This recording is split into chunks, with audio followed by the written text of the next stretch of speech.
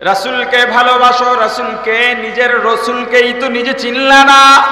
এখন পর্যন্ত রাসূলের নাম নেওয়ার মতো সুন্দর করে রাসূলের নাম নেবে এমন উম্মতের সংখ্যাও কম। অথচ তোমার নেতা কেমন তুমি জানো? নেতার রেজিগনেশন যত লকবাল কাব আছে ওগুলো তুমি সুন্দর করে দিতে পারো, আমার রাসূলের নাম সংক্ষিপ্ত দরুদ সুন্দর করে বলতে পারো না। হে উম্মত, বলো বছরে তুমি কতবার রাসূলের উপরে দরুদ পড়েছ? দৈনিক কতবার নিয়ম করে তুমি রাসূলের উপরে দরুদ পড়ো? হিসাব করলে দেখবা যখন তুমি জুমায় যাও, ওয়াজের মাঠে বসো, তখন উলামায়ে কেরাম খুতবার পরে যে দরুদ পড়তে বলেন ওই সময়ও পড়ো, বেশি পড়ো না। যদি হুজুর রাগ চাপ দেন তখন মিনমিনাইয়া বিড়বিড়াইয়া অল্প পড়ে, তাও হক আদায় করে পড়ে না। অথচ তুমি দাবি করো তুমি রাসূলের উম্মত, রাসূলকে ভালোবাসো। কিয়ামতের ময়দানে রাসূলের হাতে হাউজে কাউসারের পানি পান করবা, আল্লাহর আরশের ছায়ার নিচে স্থানে দাঁড়াইবা। তোমার চেয়ে বোকা দুনিয়ায় আর কেউ হতে পারে না। বিসমিল্লাহির রহমানির রহিম।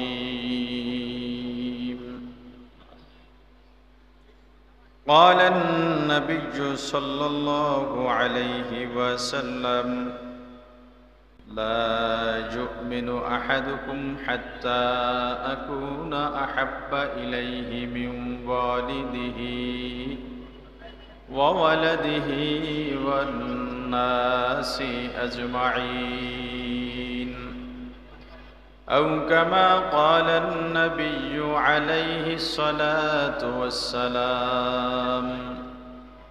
صدق رسوله النبي الكريم.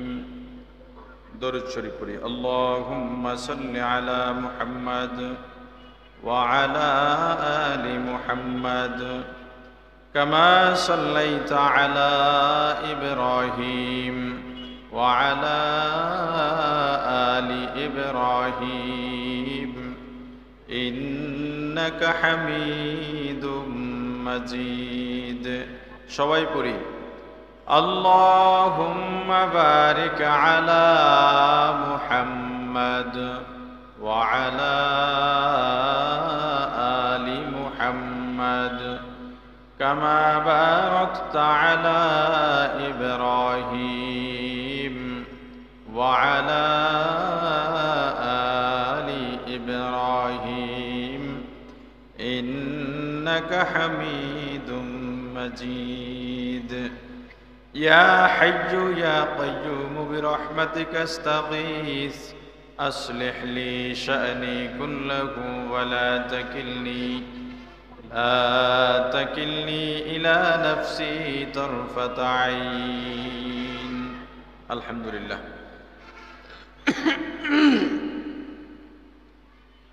বাংলাদেশ জাতীয় ওয়াইজিন পরিষদ বাংলাদেশের উদ্যোগে আন্তর্জাতিক সিরাতুন নবী সাল্লাল্লাহু আলাইহি ওয়াসাল্লাম মহাসম্মেলনের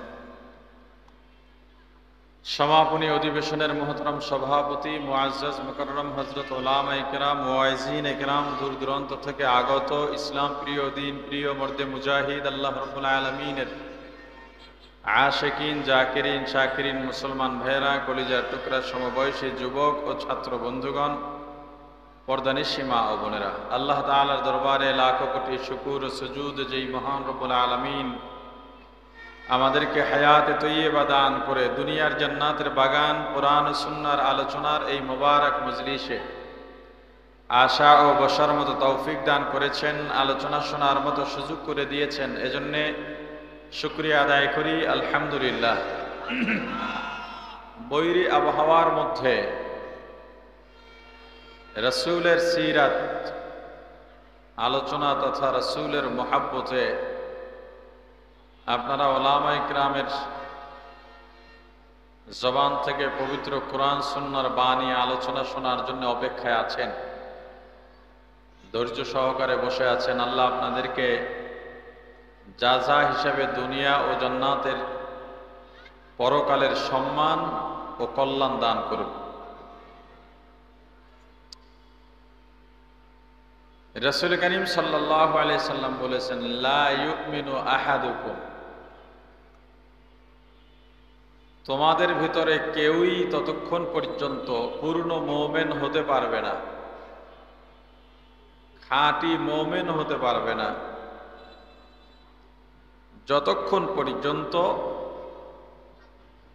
নিজে সহ, নিজ নফস সহ সারা পৃথিবীর সব মোহাব্বতের জিনিস থেকেও রাসূলকে বেশি ভালোবাসতে না পারবে। ততক্ষণ পর্যন্ত কি হওয়া যাবে না? আপনাদের কথার জবাবের আওয়াজ এই যে আশেপাশে গাড়ি চলে তার থেকে বেশি হতে হবে। যেহেতু কোরবানি দিয়েছেন, বৈরী আবহাওয়ার মধ্যেও বসে আছেন, তো এটার প্রমাণ দেন আসলেই আপনি উজ্জীবিত, রাসূলের ভালোবাসায় আসক্ত, সেটার প্রমাণ দিতে হবে। সব থেকে বেশি ভালোবাসতে হবে কাকে? জোরে বলেন। ভালোবাসা আসলে কি জিনিস? এই যে আমরা বলি ভালোবাসতে হবে, এটা কি? ভালোবাসা পৃথিবীর সব থেকে পবিত্র শব্দ। ভালোবাসার থেকে পবিত্র আর কিছু নাই, এবং সবচেয়ে দামি শব্দ, দামি জিনিস হলো ভালোবাসা। এখন বর্তমান সমাজের যেই দৃশ্যগুলোকে পবিত্র ভালোবাসা বলা হয়, এই ভালোবাসা পবিত্র ভালোবাসা না, মূলত ওইটা ভালোবাসাই না, ওইটা হলো প্রেম। ওইটা কি? আরে আপনারা কি জবাব দেন নাকি? জবাব দিতে হবে তো। আমি যদি মনে করেন এখন ওই এক কথার পর আবার বলে কিরে জবাব দেন না কেন, তাহলে তো 1 ঘন্টা আলোচনা হলে এই জবাব দেন না কেন এটা যে আধা ঘন্টা। আমার দায়িত্ব কথা বলা, বয়ান করা, আপনার দায়িত্ব আমার কথার জবাব দেওয়া। আমাকে কি আপনার বলে দিতে হচ্ছে হুজুর বয়ান করেন, বয়ান করেন, বলে দিতে হচ্ছে? তা আপনার দায়িত্বটা আমাকে বলে দিতে হয় কেন? আমাদের সমস্যাটা এখানেই, যার যার দায়িত্ব সে পালন করে না। পালন করলে কোনো সেক্টরে সমস্যা থাকে না, মারামারি হানাহানি কিছুই থাকে না। তো আমরা মাহফিলে এসে এক দায়িত্ব পালন করেছি, এখন বয়ান শুনবো, আলোচক যদি কিছু জিজ্ঞেস করে তার জবাবও উচ্চ আওয়াজে দিতে হবে, এটাও একটা বড় দায়িত্ব। এই ঠিকটা মোটামুটি সবাই পারেন, কিন্তু এই ঠিক আমি চাই না। আমি চাই যেই প্রশ্ন করব সেই জবাব দিতে পারবেন ইনশাআল্লাহ। মাশাআল্লাহ, একটু বাড়ছে।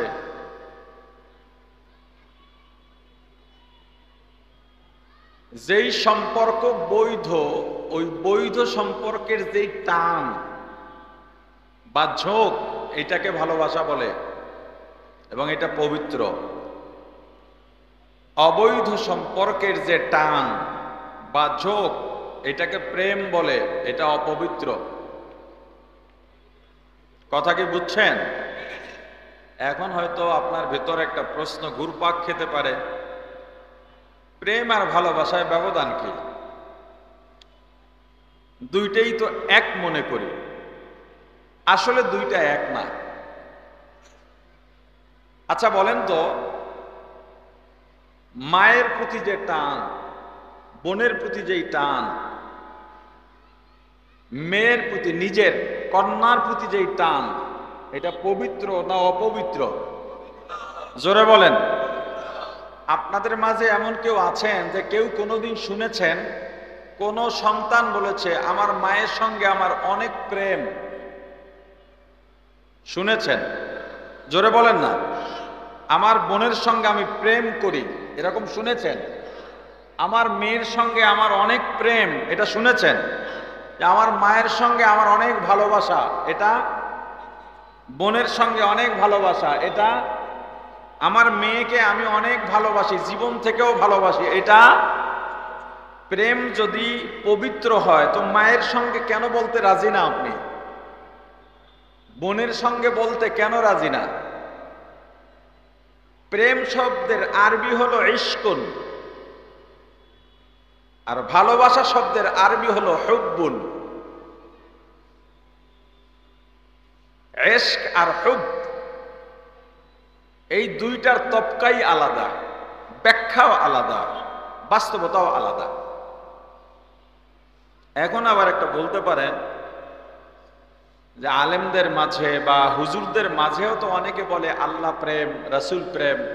হ্যাঁ বলে, এই বলাটা অবৈধ সম্পর্কের থেকে না, অপবিত্র চিন্তায় না, বলে পবিত্র চিন্তায়। তবে আল্লাহ রাসূলের সঙ্গে প্রেম শব্দ ব্যবহার না করা উচিত। যেমন আমরা আল্লাহ তাআলার জায়গায় অনেকে অনেক সময় খোদা তাআলা বলি, কথা বলে না, বলি কিনা? এখন অনেকে প্রশ্ন করে, আল্লাহকে যদি ঈশ্বর না বলা যায় আপনারা খোদা বলেন কেন? খোদাও তো আল্লাহর নাম না। আমরা ছোটবেলায় দেখেছি যে ইংরেজি শব্দের বাংলা যে অর্থগুলো বা বাংলার যে ইংরেজি করতো, সেখানে আল্লাহর ইংরেজি লেখা ছিল গড। এখন সেটা সংস্কার হয়েছে। এটা মূলত একটা কূটকৌশল ছিল। আল্লাহর নির্বাচিত যে নামগুলো আল্লাহ নিজে দিয়েছেন, এর বাইরে অন্য কোনো নামে আল্লাহকে ডাকা যাবে না। বিশেষ করে গড, ঈশ্বর, ভগবান এ নামে আল্লাহকে ডাকাই যাবে না। যদি কেউ বলে আল্লাহরই একটা প্রতিশব্দ গড বা ভগবান কিংবা ইংরেজিতে এইটা বলে, তখন তাকে জবাব দেবেন নামের কোনো ইংরেজি হয় না। নাম ইংরেজিতেও যা, বাংলায়ও তা, আরবিও এক, ফার্সিও এক, উর্দু এক। নামের কোনো হেরফের হয় না। কথা বুঝেন নাই? যেমন মনে করেন আমার নাম হাবিবুর রহমান, ইংরেজিতে কি হবে বলেন না? আরবিতে আপনার নাম আব্দুল্লাহ, ইংরেজিতে কি? আল্লাহর নাম আল্লাহই থাকবে, এইটার কোনো আলাদা প্রতিশব্দ নাই। খোদাও তো আল্লাহর দেওয়া নাম না। খোদা মূলত খোদ, এটা একটা উর্দু শব্দ। বলা যায় সূরাতুল ইখলাস বা কুল হু আল্লাহ সূরার ফুল সার মর্মের সংক্ষিপ্ত একটা শব্দ হলো খোদ।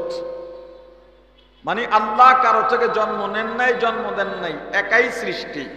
লাম ইয়ালিদ ওয়া লাম ইউলাদ। আমরা সেই খোদ বখত থেকে আল্লাহকে খোদা বলি, তবে আল্লাহর নাম হিসাবে বলি না, আল্লাহর গুণাগুণ বা সিফত হিসেবে বলি। তবুও আমি ব্যক্তিগতভাবে মনে করি খোদা ব্যবহার না করাই ভালো, যেহেতু আল্লাহ অনেকগুলো নাম দিয়েছেন। অনুরূপভাবে আল্লাহ প্রেম, রাসূল প্রেম যদি কেউ ব্যবহার করে গুনাহ হবে না, না করা ভালো। এখন ভালোবাসা আসলে কি? ভালোবাসা হলো বৈধ কোনো সম্পর্কের প্রতি, সম্পর্কের বাইরে কোনো আলাদা ভালোবাসা হয় না। বৈধ সম্পর্কের প্রতি যেই টান বা ব্যাকুলতা তৈরি হয়, যাকে ভালোবাসি তার চাহিদা পূরণ করবার জন্য ভেতরে যেই ব্যাকুলতা তৈরি হয়, ওই ব্যাকুলতার নাম ভালোবাসা। এই ব্যাকুলতা অবৈধ সম্পর্কে গেলে হয় প্রেম, যেটা অপবিত্র। বৈধ দিকে গেলে হয় ভালোবাসা, যেটা কি পবিত্র। যেমন আপনি আপনার বিবিকে ভালোবাসেন, আপনার ছেলেকে ভালোবাসেন। আপনার ছেলে বলল, বাবা আমি পাশের বাসায় আমার ছোট্ট বন্ধুর পায়ে দুইটা জুতা দেখেছি, খুবই সুন্দর নতুন ডিজাইনের। 4-5 বছরের ছেলে আপনাকে বলতেছে, কিংবা বন্ধুকে নিয়ে এসে দেখালো, এই যে জুতা আমার এইটা পছন্দ, এনে দাও। আপনি যদি বাবাই হয়ে থাকেন আর আপনার ভেতরে যদি সন্তানের জন্য ভালোবাসা থেকেই থাকে, আপনার ভেতরে একটা ব্যাকুলতা তৈরি হবে। তখন আমার ছেলে একটা আবদার করছে, এটা আমাকে পূরণ করতেই হবে।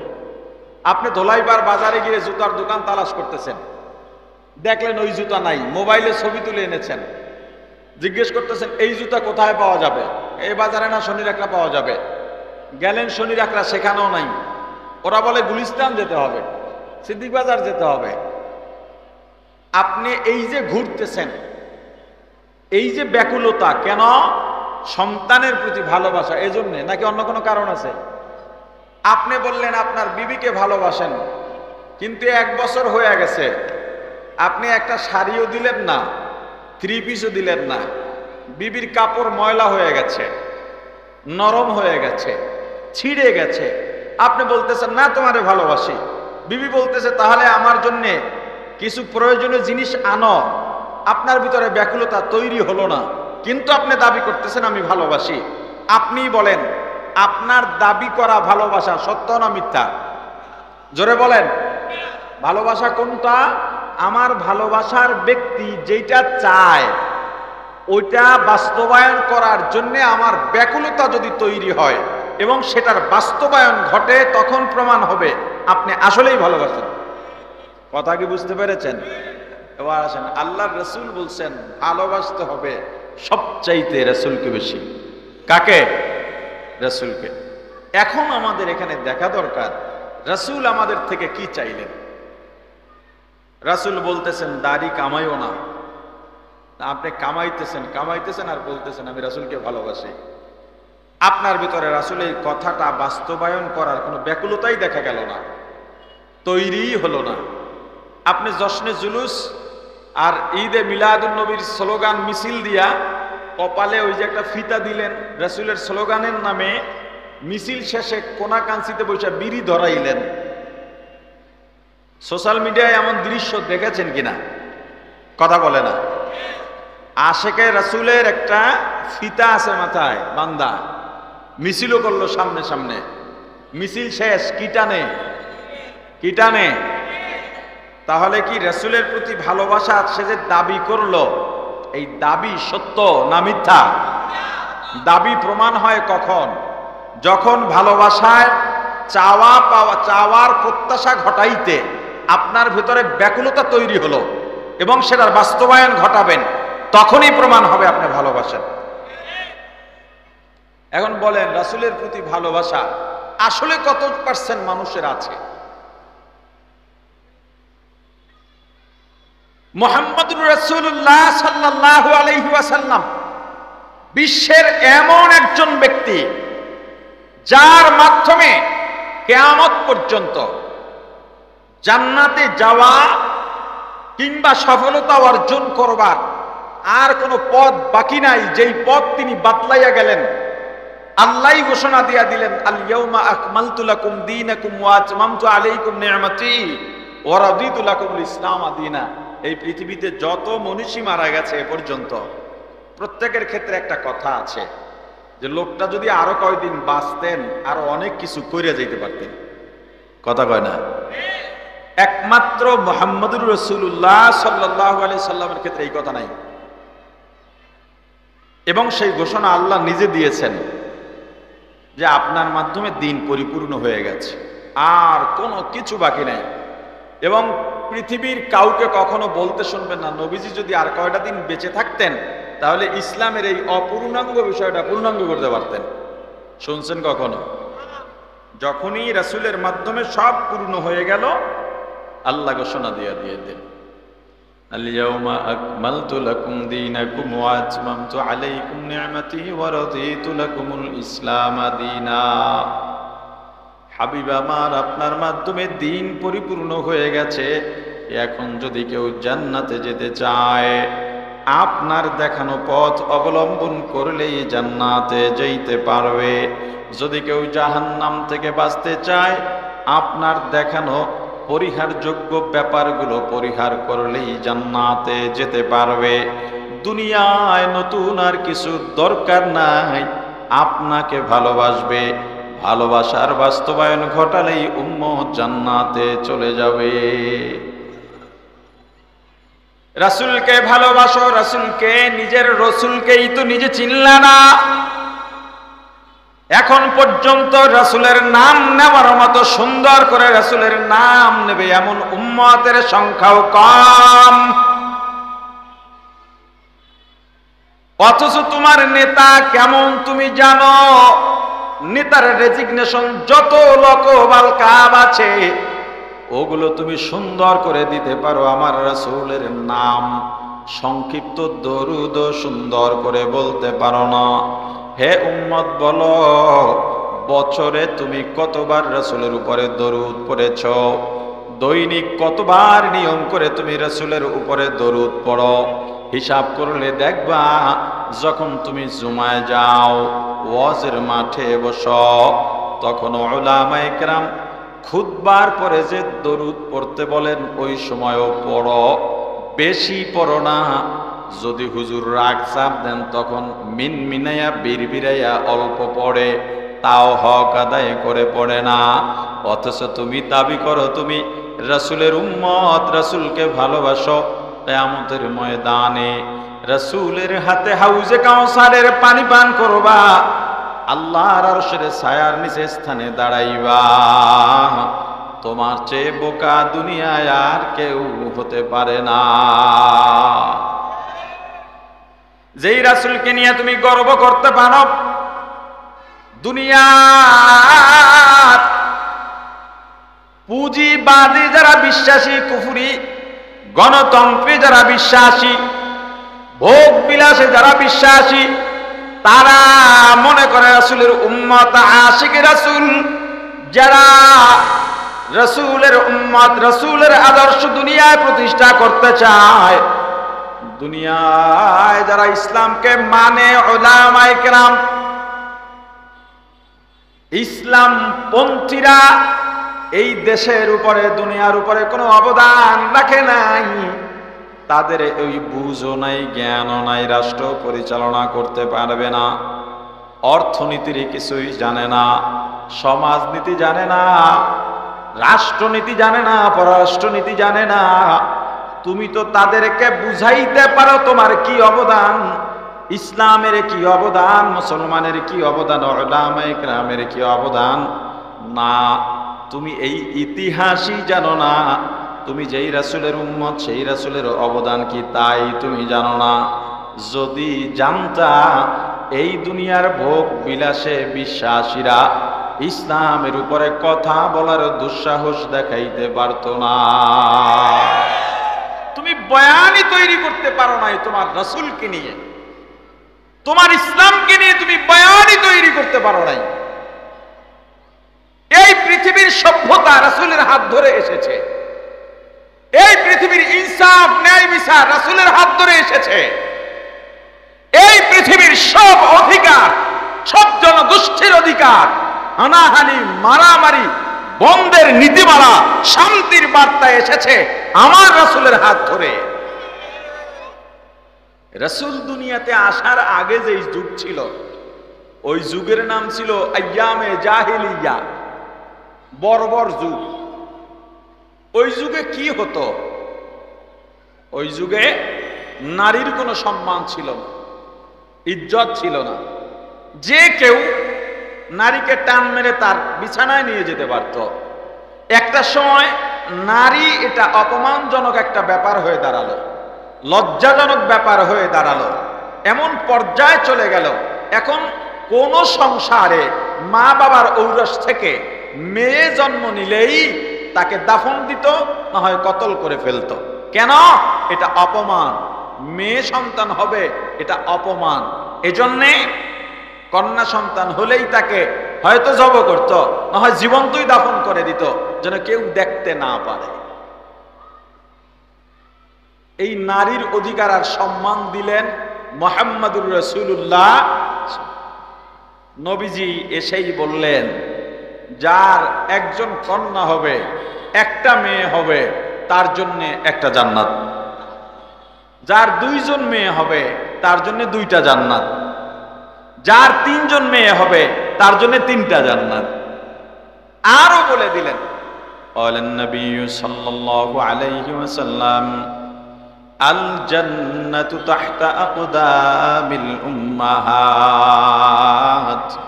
আও কামা ক্বালান নবী আলাইহিস সালাতু ওয়াস সালাম, হে পুরুষ জাতি শোনো, নারীদের পায়ের নিচে তোমাদের জান্নাত, অতএব নারীদের সাথে সুন্দর ব্যবহার করো, তাদেরকে সম্মান করো, অপমান করবা না। এমনকি স্বামীদেরকে আল্লাহ রাসূল বলেছেন, স্বামীর দল, তোমার বিবি যদি বারবার অন্যায় করে তবুও তার গায়ে হাত তোলা যাবে না। তালাকের বিধান রাখা আছে, শাস্তির বিধান অন্যভাবে রাখা আছে, তবুও তার গায়ে হাত তোলা যাবে না, অত্যাচার করা যাবে না, রক্ত বের করা যাবে না। আমার রাসূল দুনিয়াতে এলেন, এসেই নারীর অধিকার দিলেন, সম্মান দিলেন। এ পুরুষ জাতিরা, নারীদের পায়ের নিচে তোমাদের জান্নাত। প্রশ্ন করবেন, হাদিসের মধ্যে তো নারীদের পায়ের নিচে পুরুষের জান্নাতের কথা বলা হয় নাই। সন্তানের বেহেশত বা জান্নাত মায়ের পায়ের নিচে। আমাকে বলেন, কোন মা নারী ছাড়া নাকি? কথা কয় না, কোন মা নারী ছাড়া? তাহলে পুরুষের পায়ের নিচে তো আর জান্নাত যাওয়ার সুযোগই নাই। কথা কয় না। মায়ের সন্তান যদি মেয়ে হয়, ওই মেয়েও আবার মা হবে, ঠিক নেই? তাহলে কোন মাই কিনা কি ছাড়া না, নারী ছাড়া না। নারীদের পায়ের নিচে তোমাদের জান্নাত। আল্লাহর রাসূল এমন অধিকার দিয়ে দিলেন নারীদেরকে যে বাদশা, রাজা বাদশা যেমন বসে বসে খায়, অর্ডার করে, নারীও ঘরে বসে বসে খাবে, অর্ডার করবে। শ্রম তার থেকে নিতে পারবা না, রাস্তায় নামাইয়া মাটি কাটাইতে পারবা না, ইট ভাঙ্গাইতে পারবা না, শ্রমের কাজ করাইতে পারবা না। ঘরে বসে বসে অর্ডার করবে, আজকে গোশত লাগবে, মাছ লাগবে, সবজি লাগবে, ওষুধ লাগবে, আর তুমি তার হুকুম পালন করবা, তাকে ঘরে নিয়ে দিয়ে আসবা। একজন নারীকে রাজা বাদশার থেকেও সম্মান দিয়া পাঠাইছেন। আল্লাহ রাসূল বলেন, মনে রেখো, তুমি আলেম হলেও তোমার মা নারী, তুমি বাদশা হলেও তোমার মা নারী। অতএব নারী জাতিকে সম্মান করো। এমন একটা অধিকার আল্লাহর রাসূল নারীকে দিলেন আর সম্মান দিলেন। জাহিলি যুগে যেখানে কন্যা সন্তান হলে জবাই করে দেওয়া হতো, দাফন করে দেওয়া হতো, রাসূলের যুগে 16-17 বছরের রূপবতী সুন্দরী যুবতী আমাবস্যার অন্ধকার রাতে একা হাঁটলেও ইজ্জত হারাবার ভয় পেত না। তাহলে নারীদের নিয়ে আমাদের অবদান কি, এর একটা বয়ান দাঁড়িয়ে গেল যে নারীদের সম্মান আর ইজ্জত শুরু হয়েছে আমার রাসূলের হাত ধরে। এবং রাসূলের ধর্ম কি? আর কথা বলে না, রাসূলের ধর্ম কি? আল্লাহ রাসূল বিদায়ী ভাষণে কোন ধর্ম রেখে গেলেন? আল্লাহর মনোনীত ধর্ম কোনটা? এই ইসলাম নারীকে সম্মান দিয়েছে। টিভি টক শোতে বসে 2-4 জন নিয়ে সাংবাদিক কি বলে শাহবাগে দাঁড়াইয়া বড় বড় টিপ পইরা যদি বলো হিস্সা চাও, এতেই তোমার অধিকার বাস্তবায়ন হবে না, বরং তোমরা আবার সেই বর্বর যুগের নারীদের সেই বেহাল দশার দৃশ্য চিত্রায়ন করতে চাও। এই এক কথার উত্তর ওরা জীবনেও দিতে পারবে না। অথচ ওদের বয়ান ওরা দাঁড় করিয়ে ফেললো কি বলে? হুজুররা নারীদের অধিকার দিচ্ছে না, নারীদেরকে ঘরে আটকে রাখতেছে। ওদের বয়ান তৈরি হয়ে গেছে, ওদের বয়ান এখন সবাই খায়। টিভি টক শোতে ওদের কথাই সবাই মুখে আওড়ায়। অথচ ইসলাম যে নারীদেরকে কোথা থেকে ধরে কোথায় এনে দাঁড় করিয়েছে, সেই ব্যর্থতা আমরা যে প্রকাশ করতে পারি নাই, আমরা আমাদের বয়ান দাঁড় করাতে পারিনি। খতিব সাহেবরা, ওয়াইজিন একরাম, আপনারা মসজিদে ওয়াজের ময়দানে কঠোরভাবে এখন থেকে ইসলামের অবদানগুলো তুলে ধরেন, ইসলামী খেলাফত শাসন আমলগুলোকে তুলে ধরেন। কিভাবে বাঘ আর হরিণ শত্রুতা ভুলে এক ঘাটে পানি খেয়েছে, ইসলামী অনুশাসনের আওতাধীন এবং ইসলামী খেলাফতের শাসন আমলে এই টুপিওয়ালাদের হাত ধরে সেই বয়ানগুলো তুলে ধরেন। ইসলামের অবদানকে মানুষকে একেবারে কর্ণ কুহুরে ঢুকিয়ে দিন যে ইসলাম ছাড়া এই দেশ না, পৃথিবীর কোনো গতি নাই। শান্তি একমাত্র ইসলামেই আছে, অন্য কোথাও নাই। আমার রাসূল দুনিয়াতে আসার আগে আইয়ামে জাহিলিয়ার যুগে গোত্র গোত্র মারামারি হতো। প্রত্যেকটা পয়েন্ট ভালো করে ধরবেন। গোত্র গোত্র মারামারি হতো আধিপত্য নিয়ে। বড় একটা অংশ সেই জাহিলি যুগকে আবার এখন বাস্তবায়ন করতে চায়। আমার দেশেও এখন গোত্র গোত্রের ব্যাপার না থাকলেও দল দল ব্যাপার আছে না নাই? আধিপত্য নিয়ে মারামারি হানাহানি আছে না নাই? আর ইসলাম রাসূলের আদর্শ ধারণ করে ওলামায়ে কেরাম বলতেছেন এটা করা যাবে না। আমাদের কি পেশি শক্তি নাই মনে করেন? আরে কথা বলে না। আলেমদের কি পেশি শক্তি নাই? আলেমরা কি এই আধিপত্যের লড়াই করতে জানে না? বোঝে না? ব্যবসা জানে না? রাষ্ট্র চালানো বোঝে না? সমাজ চালানো বোঝে না? আধুনিকায়ন হতে কি কি লাগবে এটাকে আলেমরা বোঝে না? আমাদের পেশি শক্তিও আছে, জোরও আছে, ক্ষমতাও আছে, প্রভাবও আছে, কিন্তু ওলামায়ে কেরাম এদিকে না গিয়ে শান্তির পথ কেন বেছে নিলেন? কারণ আমাদের সামনে রাসূলের আদর্শ আছে। আমরা রাসূলের আদর্শ নিয়ে সামনে বাড়ি, তবে আমরা ঝগড়া করি না, ফাসাদ করি না। তুমি যদি আমার পায়ে পাড়া দিয়ে ঝগড়া করতে চাও, ঝগড়া আমরা তখন করব। আমার পায়ে পাড়া দিলে তো আর আমি চুপ থাকবো না। আরে কথা বলে না। তুমি যখন ইসলামের বাধা হয়ে দাঁড়াবে তখন তো চুপ থাকা যাবে না। আর বোকার স্বর্গে বাস না করে ফিরে আসেন। শান্তি কোথায় খোঁজেন? গতবার ধলামেয়া, এবার কালামেয়া, আবার সামনের বার ধলামেয়া, পরের বার কালামেয়া। এই ধলামেয়া আর কালামেয়ায় আর কতকাল আটকে থাকবেন? হ্যাঁ, এবার ফিরে আসেন। গোত্র গোত্র আধিপত্য নিয়ে মারামারি হতো। এমনকি সাদা আর কালো বর্ণবাদ, কালোদেরকে সাদাওয়ালারা, সুন্দরীরা, সুন্দর চামড়ার মানুষেরা কালো চামড়ার মানুষকে মানুষই মনে করতো না। এদের সাথে বিবাহ বন্ধনে আবদ্ধ হতো না, আত্মীয়তার সম্পর্ক করতো না, একই বাজারে বাজার করতো না, একই বসতিতে তাদেরকে ঘর উঠাইতে দিত না, তাদের সঙ্গে লেনদেন নাই, চলাফেরা নাই, আচার ব্যবহার সবকিছু বন্ধ। কারণ কালো আর মানুষই হতে পারে না। আমার রাসূল এসে সারা পৃথিবীর মানুষকে লেবেল করে দিলেন। ওই সময় ধনী আর গরিব, ধনীরা গরিবদের মানুষই মনে করতো না। গরিবরা হতো অত্যাচারিত, তাদেরকে অত্যাচার করা হতো, নির্যাতন করা হতো, হুকুমের দাস বানিয়ে রাখা হতো, তাদের কোনো মূল্য ছিল না। আল্লাহর রাসূল এসে পুরো পৃথিবীর মানুষকে লেবেল করে দিলেন। সাদা কালোর ব্যাপার নাই, ধনী গরিবের ব্যাপার নাই। মানুষের বিচার, মানুষের মূল্যায়ন চামড়া দিয়া হবে না, অর্থ দিয়া হবে না, পেশি শক্তি দিয়া হবে না, বংশ দিয়া হবে না। মানুষের সম্মান আর মূল্যায়ন হবে অন্তরের উপর বিচার করে। কিসের উপরে? আরে কথা বলে না। কিসের উপরে? অন্তরের উপরে হিসাব করে মানুষের মূল্যায়ন হবে। ইয়াউমা লা ইয়ানফা'ু মালুন ওয়ালা বানুন